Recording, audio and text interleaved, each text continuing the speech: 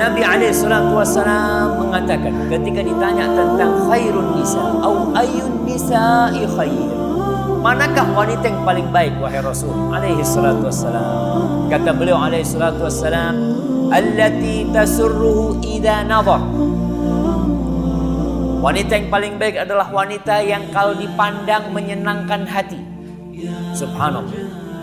Kalau berbicara wanita yang enak dipandang ini, para ulama menafsirkan dua penafsiran. Yang pertama karena dia cantik. Yang kedua karena dia pandai mempercantik diri. Beda nih antara cantik dengan yang pandai mempercantik diri. Ada wanita-wanita yang cantik tapi gak enak dipandang. Kenapa gak enak dipandang? Karena dia gak pandai bersolek di rumah. Kadang-kala nih ibu-ibu ada sebagian subhanallah, suaminya datang ya, sedang goreng ayam.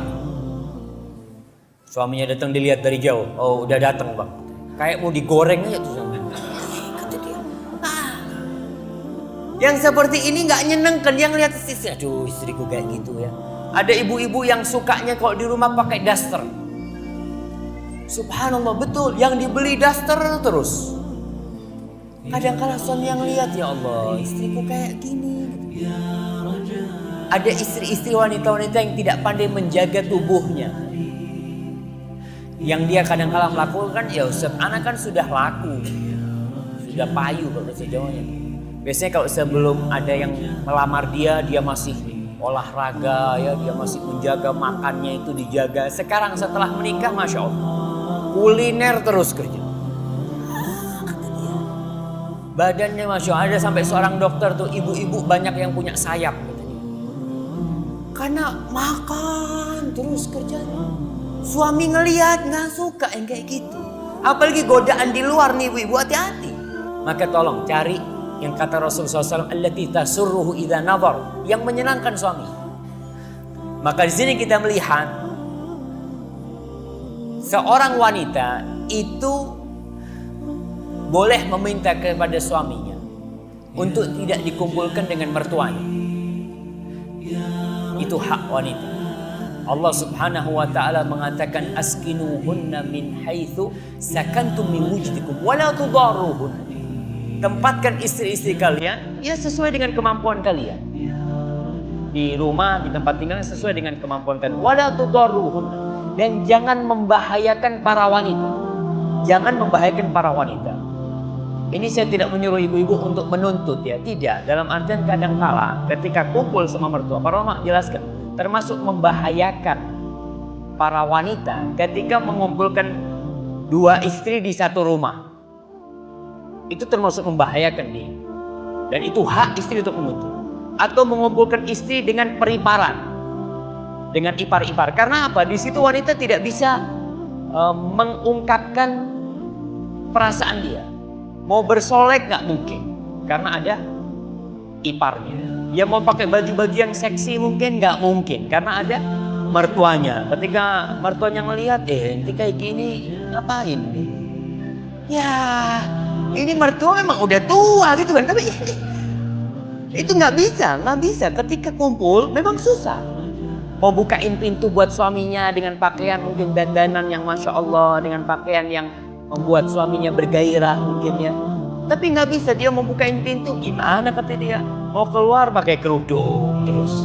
Bukain pintu suaminya pakai kerudung terus. Memang susah dalam kondisi seperti ini. Tapi kalau memang si wanita ridho dengan hal itu nggak ada masalah. Tapi itu adalah hak para wanita. Rasul SAW mengatakan allati tasurruhu idza ghadha, yang menyenangkan hati suaminya kalau dilihat. Ada wanita yang mungkin kulitnya putih gelap. Nah, antum tahu putih gelap itu kan seperti itu. Nggak putih cerah, dia putih gelap, tapi dia pandai bersolek, pandai mengambil hati suaminya. Setiap suaminya datang, dia apa? Gula. Bukanlah.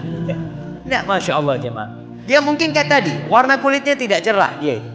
Tapi ketika suaminya datang, subhanallah, aroma di tubuhnya, suaminya buka pintu, dia langsung nyium baunya istrinya. Masya Allah, istri. Bukan bau bawang.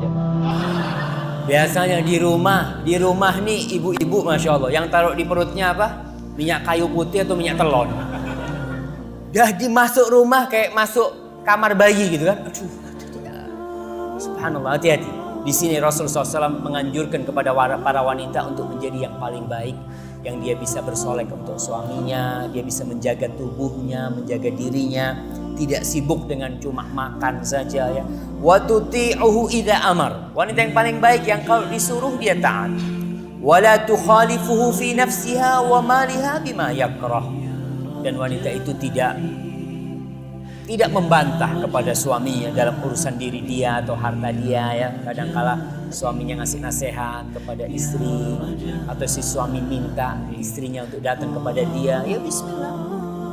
Kadangkala nih suami ada perlu sama ibu-ibu ada tamunya, usir tamunya, bismillah, tolong nih ada perluan gitu kan, suruh pulang. Itu termasuk bagaimana menjaga kehormatan suami. Jangan sibuk sama temennya, ngobrol sama temennya, suaminya ditinggal sendirian gitu kadangkala. Itu termasuk tidak menghormati suami.